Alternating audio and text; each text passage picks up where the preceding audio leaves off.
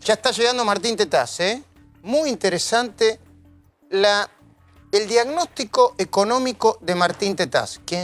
En cuanto llegue, por favor, lo sientan, porque lo primero que quiero escuchar es eso. Voy a empezar hablando de esto, del kirchnerismo extremo agazapado. Voy de nuevo. Kirchnerismo, que existe todavía, está vivito y coleando. Extremo, porque hay kirchnerismo que no es extremo, ¿eh? Y con este agregado, agazapado con Z. ¿Sabés lo que es agazapado, no? Al acecho, en alerta. El kirchnerismo extremo está agazapado. Esperando el momento de pegar el zarpazo en el instante justo. A mi entender, inmediatamente después del domingo 27 de octubre próximo, cuando eventualmente Alberto y Cristina, obviamente están muy confiados, se consagren presidente y vicepresidente de la nación si es que Macri no consigue el milagro. Viste que están hablando desde el macrismo de el milagro. ¿Cómo lo sé? ¿Cómo lo imagino? ¿Cómo lo deduzco? Porque desde el comando de campaña, escucha bien, desde el comando de campaña, cada uno de los referentes importantes, ¿no? Lo que tienen voz, están siendo instruidos para evitar cualquier error que los haga perder votos. Y eventualmente, aunque creen que la tienen asegurada, viste que Alberto dice, no hay que darse por ganador hasta que uno no gane. Pero eventualmente, aunque muchos creen que la tiene asegurada, la elección. Ayer lo de Juan Grabois fue sintomático. ¿Por qué? Porque Grabois es presentado como alguien ajeno al equipo de Alberto Fernández. Voy de nuevo. Es presentado como alguien ajeno al equipo de Alberto Fernández. Pero Grabois pidió lisa y llanamente, y naturalmente, porque estaba hablando en una cámara, contestando preguntas, abierta, que todo el mundo tomó, pidió lisa y llanamente una reforma agraria, con todo lo que significa en el medio de esta incertidumbre económica, una reforma agraria. Solamente como referencia, el video. Sí. Quiero que... No hay un consenso dentro del Frente de Todos, pero sí hay un fuerte consenso dentro de los movimientos sociales y populares. Hay que avanzar con una reforma agraria, que implica necesariamente la redistribución de la tierra, que implica que no puede haber en la Argentina terratenientes. Nadie puede tener más de 5.000 hectáreas. Esas extensiones de tierras no pueden ser, son injustas, no pueden ser posibles en nuestro país. Nosotros queremos que la tierra sea de quien la trabaja, pero a través de un mecanismo que es absolutamente legal y que no rompe ninguno de los pactos democráticos y constitucionales que tenemos hoy, que es la expropiación. La expropiación de 50.000 parcelas. 50.000 parcelas. ¿Las parcelas qué son? ¿Hectáreas? ¿Cómo se miden las parcelas? ¿Qué andas vos? Sí, se miden, son... ¿Sí? Son zonas... Buenas noches, sí. Luis. Sí, son zonas, es una manera de definir... No, zonas ya sé, pero ¿cuánto mide una parcela? No, ¿Hectáreas? ahora te digo exactamente... Bueno, entonces, dale. Pero se refiere, digamos, a porciones grandes de territorio, claro. Eso ya lo sé, Hugo. Ya te digo cuánto mide es? una parcela. Okay. Pero Grabois es parte del kirchnerismo. Yo te diría del kirchnerismo extremo en lo ideológico. O del cristinismo. Porque por más que no lo quieran reconocer, se puso la camiseta de Cristina el día que la acompañó a Comodoro Pi. Y no se la sacó más. ¿Cuánto es una parcela? Un territorio no menor a 500 metros cuadrados. Es una porción importante de territorio. Bueno. Su proclama a favor de la reforma agraria hizo mucho ruido en el Frente de Todos, pero mucho ruido, ¿eh? ¿Por qué? A ver, imagínate vos que estás viendo. Imagínate por qué. Porque disparó el chiste cantado, es un chiste cantado, de presentar a Lázaro Báez como uno de los principales terratenientes, latifundistas de la Patagonia. Los memes eran Uy, los problemas que va a tener Lázaro Báez si meten una reforma agraria. Fíjate que tu casa no sea de Lázaro Báez. Porque, efectivamente, Lázaro Báez tiene más hectáreas que Luciano Benetton en la Patagonia. Y además, como te dije ayer, hoy ya en las redes sociales explotaba, se asoció la supuesta reforma agraria de inmediato a la escandalosa compra que hizo Daniel Muñoz, ex secretario privado de Néstor Kirchner, de una estancia con un yacimiento de oro adentro. Hugo, a ver un segundito, por favor, se sienta Cecilia de Vana. Gracias. Hugo, una estancia con yacimiento de oro adentro. Totalmente. Eso lo aportó a partir de las nuevas pruebas que fue encontrando Manzanares, revisando parte de los documentos que le quedaron, y lo aportó a principios de julio. Explicó que una de las compras para la presunta maniobra de lavado de dinero consistió en territorios, entre ellos uno que tenía un yacimiento de oro. Y Daniel Muñoz, ya fallecido, no es un personaje cualquiera. Parame un segundo. Yo sé que no. Hoy es anticíclico hablar de corrupción. Pero yo no voy a dejar de hablar de corrupción porque el Frente para Todos haya sacado los votos que sacó, ¿eh? No voy a hablar todo el tiempo de corrupción, pero no voy a dejar de hablar de corrupción, ¿eh? Daniel Muñoz era el secretario privado de Néstor Kirchner. El hombre que lavó 70 millones de dólares, por lo menos. Algunos dicen, no, 70 millones de dólares en el exterior. 130 acá en la Argentina. Y eso remite a la pregunta cantada. Si Muñoz se robó más de 70 millones de dólares en el exterior y 130 millones de dólares, según Manzanares, dentro de la República Argentina, lavó, robó, hurtó, ¿cuántos miles de millones de dólares habrá robado Néstor y el resto de la familia? Porque hoy en la calle alguien me preguntaba, ¿todo bien que ganen las elecciones o no? Pero, ¿van a volver a gobernar parte de los chorros que choraron a la Argentina? O que según los fiscales y los jueces choraron a la Argentina. A propósito, ¿viste el departamento que se habría comprado Muñoz en Puerto Madero? Perdón, yo no tengo ningún problema con el ascenso social de la gente. No tengo ningún problema. Incluso te diría, ¿viste que Brancatelli lo vieron en Miami? Yo sé que a mucha gente no le va a gustar lo que voy a decir. Si se lo ganó en buena ley, que viaje donde quiera, que se gaste la plata como quiera. Ah, vos me decís que como él es Nakam Pop, no tiene derecho, que haga una cosa y haga otra. A ver, si la gente se gana la plata en buena ley, que la gaste como quiera. Ese no es el problema. El problema es cuando se la chorea y se compra. ¿Tenés el departamento de Daniel Muñoz en Puerto Madero? El Chateau Madero, ese es un complejo con muchos departamentos, de los más caros, que pagan expensas cerca de 100.000 pesos mensuales. Mirá. En este complejo vive Daddy Brieva también. Bueno, pará. ¿Y qué tiene que ver eso? No, te aporto un dato que es... No, pero no mezclemos las cosas. No, te doy un dato objetivo. O sea, no, porque si no, todo lo que viene en Puerto Madero son corruptos. Yo estoy... No, te digo que es uno de los lugares más lujosos de Sí, claro Puerto que Madero, sí. El problema es cómo lo compró. Cómo lo compró Jorge Todisco, que es un testaferro de Muñoz. Claro. ¿Sabés quién vive también? $626.000. Ayer lo contamos, está evaluado. Creo que las unidades más chicas, ¿no? Son $626.000. Sí, claro, no, en Puerto Madero, si un departamento vale $620.000 porque tiene muy pocos metros Sí. o porque... ¿Sabés quién me va ahí? Ricardo Stanislao Miller, el socio de Daniel Scioli, Bueno. que hizo la SUPA, ¿ves? O sea, te doy datos. Ahí también, si Stanislao Miller, que está investigado porque es lavado... Claro, es el único tramo de la causa por lo que va a juicio oral Daniel Scioli, o que fue elevado a juicio oral. La jueza Garmendia está decidiendo eso por la asignación de la SUPA a favor de Ricardo Stanislao Miller, que después invirtió, le compró su lugar en el mundo en Villa Laniata. Es decir, esa transacción, habiendo recibido obra pública, es un modelo similar, lo fuimos explicando tanto aquí como en La Cornisa, a lo que pasó con la obra pública en la época del kirchnerismo. A un amigo le das obra pública y luego esa persona te devuelve invirtiendo en este lugar como Laniata para Scioli. Bueno, una vez más, vivir en Puerto Madero o en donde sea, yo no vivo ahí, pero vivir en Puerto... ¿Viste? Porque tenés que empezar a aclarar. Ah, vos entonces vivís... No vivo.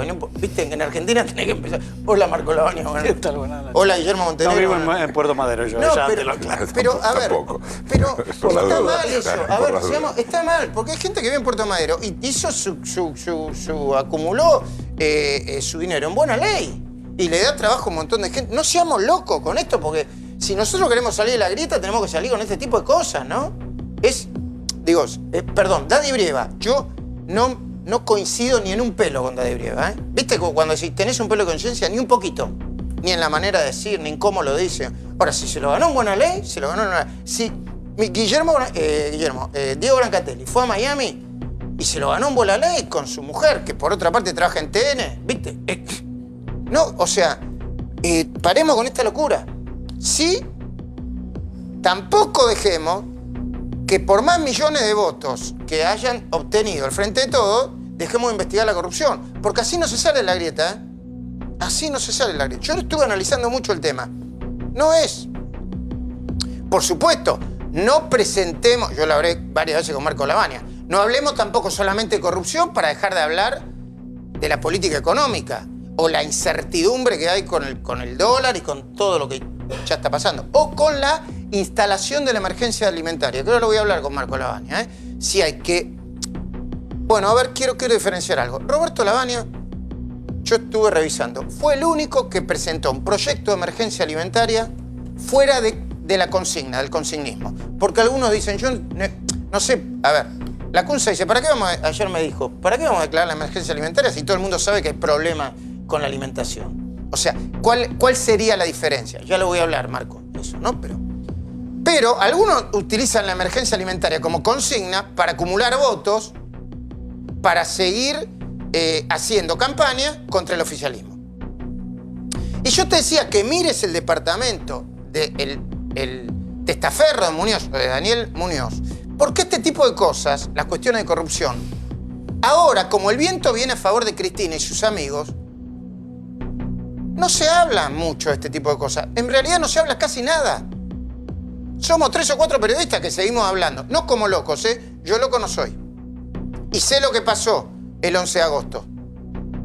Pero no voy a dejar de hablar de las causas de corrupción. No se habla de las decenas de causas que, se siguen instruyendo en Comodoro Pi. Porque yo averigüé, ¿cerraron la puerta de Comodoro Pi?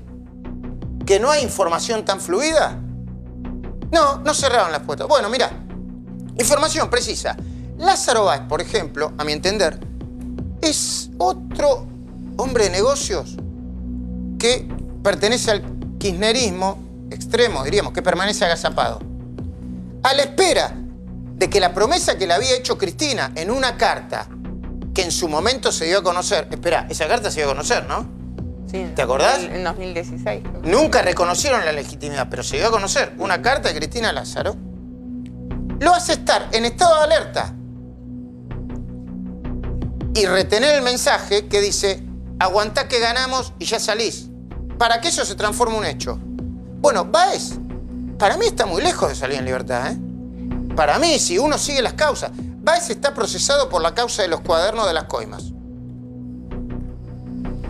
por ser considerado organizador de una asociación ilícita en la causa de vialidad o de obra pública, llamala como quieras, que avanza lentamente en la etapa de juicio oral, ¿no? Lentamente. Muy lentamente, es una audiencia por semana. Este lunes recién arrancan las indagatorias. Lázaro espera la apertura del juicio oral y público por Otesur y Los Sauces. Espera, ¿cuándo arranca Otesur y Los Sauces? El año que viene. ¿Cómo Tranquilamente en febrero del la año están que viene. pateando, la están pateando. El Tribunal Oral 5 decidió que Otesur Los Sauces sea parte de Otesur, queda todo en una mega causa, y entre febrero y abril del año próximo empieza el juicio. Y espera Lázaro Báez otra sentencia en el fuero penal económico por evasión tributaria. No me la cuente, está tiroteado por todos los frentes judiciales. Acá hay cualquier cosa menos persecución. Báez también está procesado y detenido por el denominado o la denominada causa La Ruta del Dinero K, cuya sentencia, escucha bien, se va a conocer en diciembre, cuando asuma Alberto. Ahora les voy a preguntar a mis compañeros, pero en Comodoro Pi afirman que en este juicio, que va a tener sentencia antes de fin de año, Lázaro Báez va a ser condenado porque las pruebas son demoledoras. Es así, ¿no? Las pruebas son demoledoras y Lázaro es uno de los pocos casos donde la justicia ratifica una prisión preventiva después de los 3 años. La prisión preventiva son 2 años. A Lázaro se la extendieron por 3 y cuando se cumplieron los 3 en abril de este año se la extendieron por 8 meses más. Era, digamos, el límite. Pero para la justicia era necesario que Báez siguiera preso. ¿Y qué va a pasar cuando Valls se dé cuenta de que a pesar de haber ganado las elecciones, quizá ni Alberto ni Cristina estén en condiciones de asegurar su libertad ambulatoria? En serio lo pregunto, ¿eh? Porque Alberto Fernández habló de confianza y proximidad cuando la entrevisté en La Cornisa para explicar por qué los Kirchner le habían dado a Lázaro la posibilidad de administrar varios de los hoteles de la familia Kirchner, cuando hasta ese momento Valls no había administrado nada. Lo convirtieron en una gerenciadora de turismo para administrar hoteles.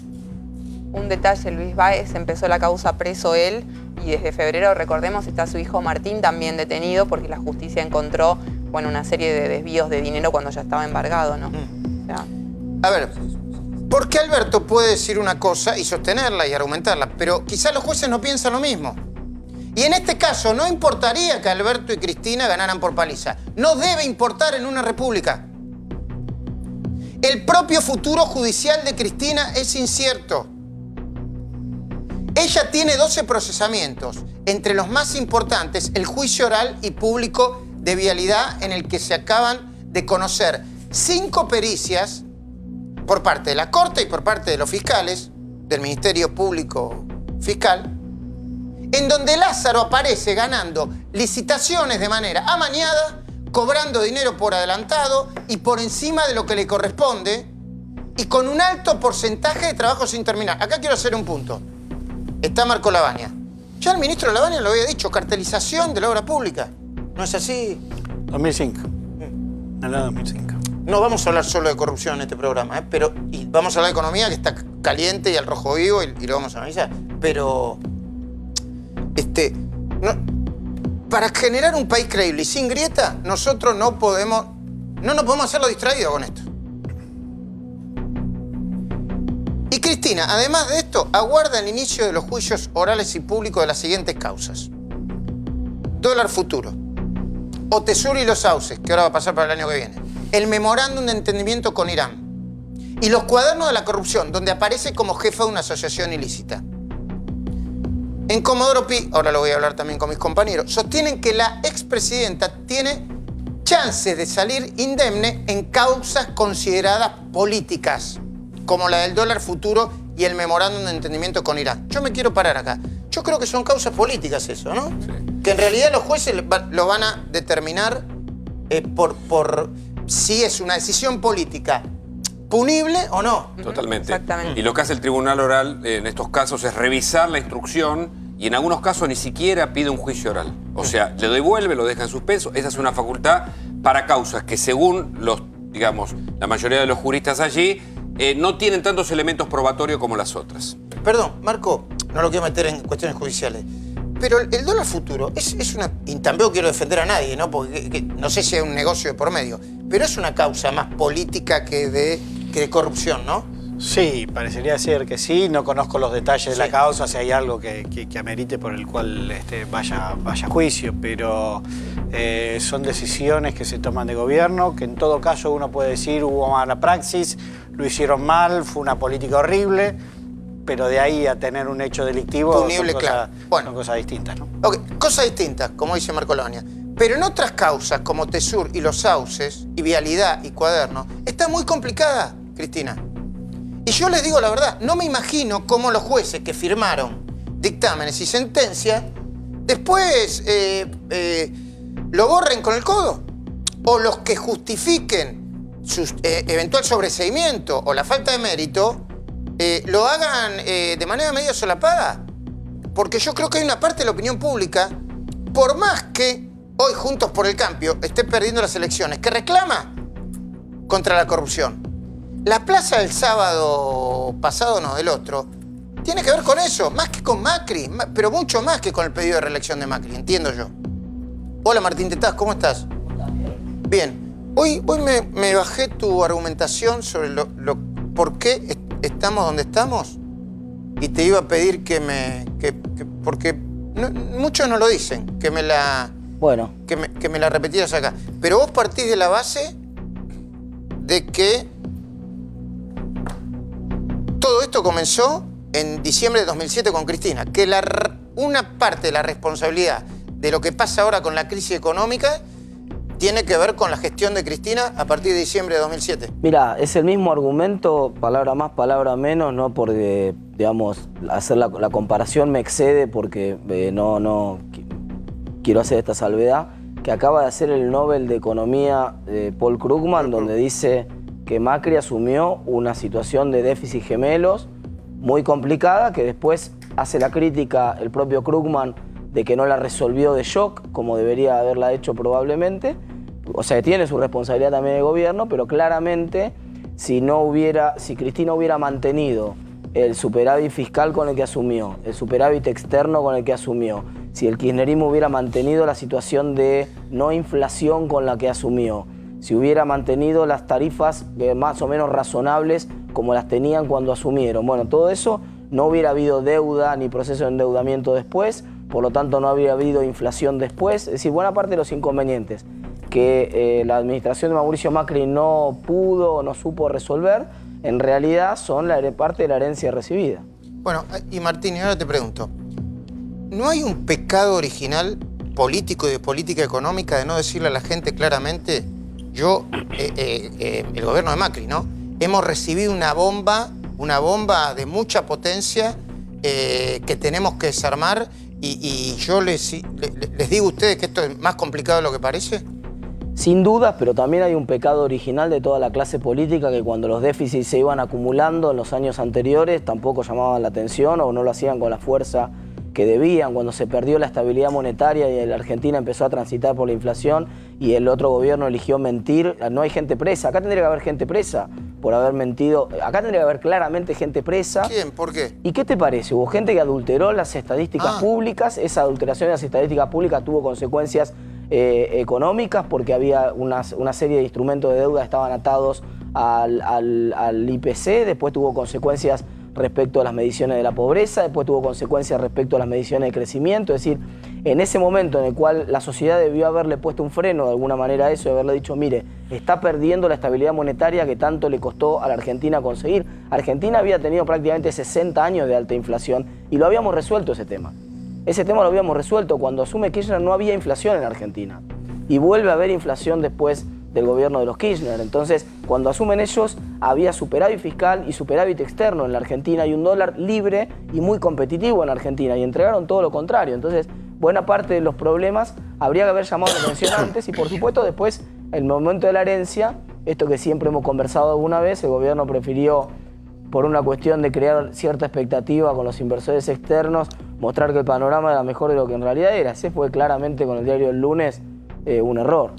Vos dijiste, Martín, que debería haber gente presa. ¿Qué gente presa? ¿Moreno? Por ejemplo, el gran enojo de Guillermo Moreno cuando se enoja hace unos años conmigo, porque yo le dije que mentía en un canal de televisión. El gran enojo no es por una cuestión de valores que se resuelva invitándonos a pelear afuera y resolver. El problema es que si él admitía que había mentido y adulterado los índices, iba preso.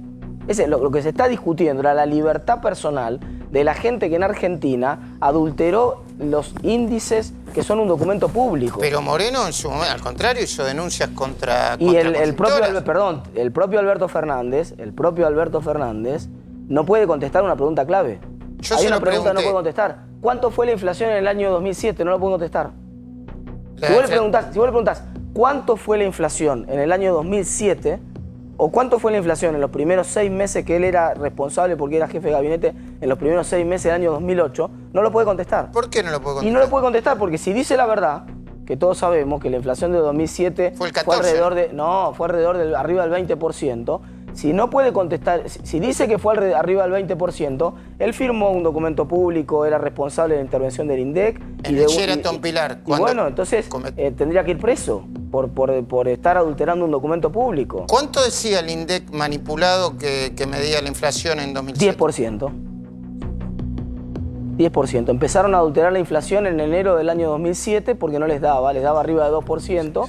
Y entonces no podía ser, entonces empezaron a toquetear todos los índices. Mira, tuviste una cosa muy ridícula, algo que descubrió un economista que se llama Muñoz, Federico Muñoz, que el segundo decimal, para que la inflación diera siempre más chiquita, el segundo decimal terminaba, para que el redondeo diera para abajo, terminaba de 0,5 para abajo durante 34 meses consecutivos. No entiendo, ¿y eso qué tiene que ver? Y claro, mira, si vos el segundo decimal, digamos, se distribuye de una manera más o menos aleatoria.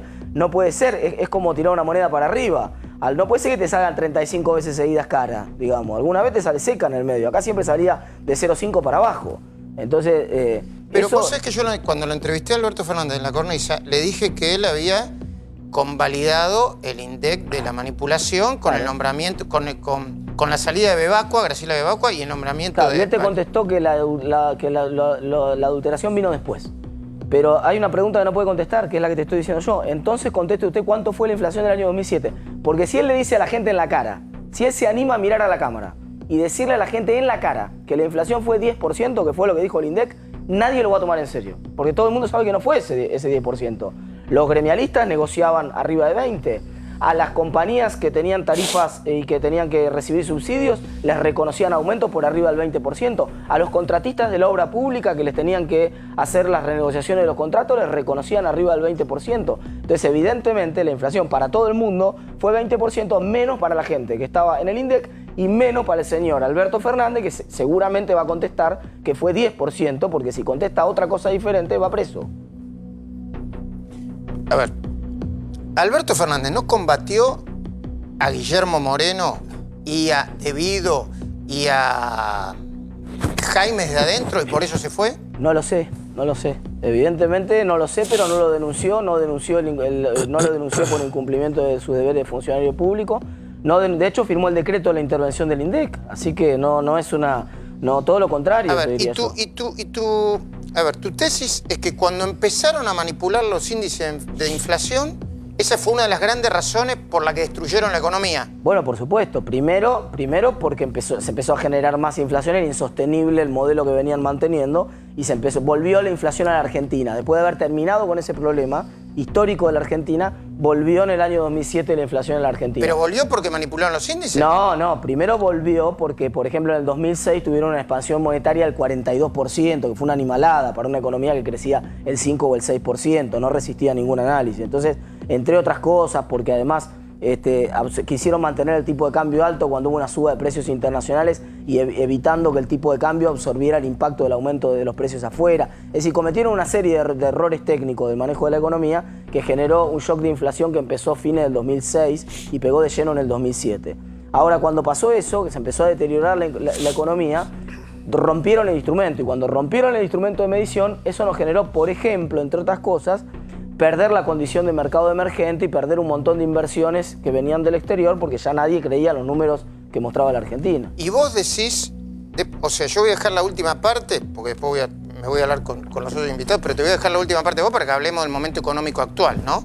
Que también tienen responsabilidad este gobierno, yo de eso no tengo ninguna duda, ¿no? No, por supuesto. Vos compartís. Sí. Pero vos decís que, por ejemplo, el cepo, que puso primero Amado Boudou y después siguió Kicillof, fue consecuencia de todo ese desbarajuste. Mira, hay un indicador, ya que está Marco Lavagna, a mí clave.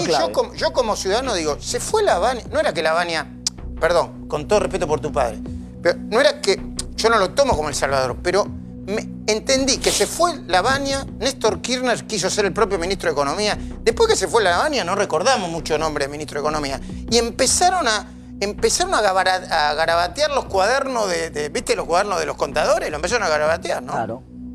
¿Y el cepo es producto de eso también? Porque si vos hay otro indicador tremendo del kirchnerismo, que es que desde el 2004 hasta el 2015 se congelaron las cantidades exportadas. Si una economía crece y no crecen sus exportaciones, esa economía empieza a tener problemas de divisas. No tiene divisas.